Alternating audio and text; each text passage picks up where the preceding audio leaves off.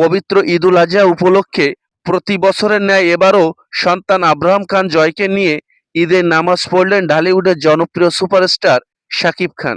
হাজারো ব্যস্ততার মধ্যেও ঈদের দিনটি ছেলেকে সাথে করে শুরু করলেন মেগাস্টার শাকিব খান। একটি সূত্র থেকে জানা যায় যে ঈদের দিন সকালে অপু বিশ্বাস নাকি বাবা ছেলেকে সিমাই এবং মিষ্টিমুখ করিয়ে নামাজ পড়তে পাঠান।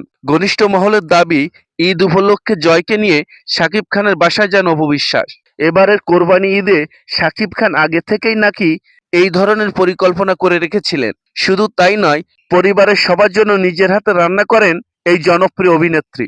শাকিব খান থেকে শুরু করে এমনকি পরিবারের সকল সদস্যরা নাকি অপু বিশ্বাসের রান্না অনেক পছন্দ করে। সূত্র থেকে আরো জানা গেছে যে অপুর দেওয়া ম্যাচিং পাঞ্জাবি পরে নাকি নামাজ পড়তে যান শাকিব খান এবং ছেলে জয়।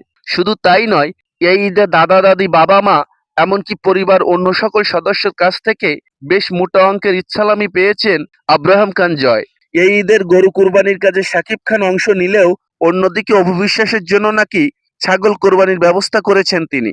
সম্প্রতি সোশ্যাল মিডিয়ায় এই বিষয়কে কেন্দ্র করে শুরু হয়েছে তুমুল আলোচনা, সমালোচনা এবং ব্যাপক বিতর্ক। অনেকের ধারণা মতে ছেলে জয়ের জন্যই নাকি এতটা কাছাকাছি এসেছেন শাকিব খান এবং অপু বিশ্বাস। অপরদিকে যুক্তরাষ্ট্রে অবস্থান করছেন শবনম বুবলী এবং তার ছেলে শাহজাদ খান বীর। আর এই সুযোগটাকে কাজে লাগিয়ে এই ঈদে শাকিব খানের পরিবারের সঙ্গে বেশি করে সময় কাটাচ্ছেন অপু বিশ্বাস। তো প্রিয় ভিউয়ার্স, এই বিষয়ে আপনাদের কি মতামত অবশ্যই কমেন্টে জানাতে ভুল করবেন না। আর ভিডিওটি ভালো লাগলে লাইক, কমেন্ট, শেয়ার এবং সাবস্ক্রাইব করুন। ভালো থাকবেন, ধন্যবাদ।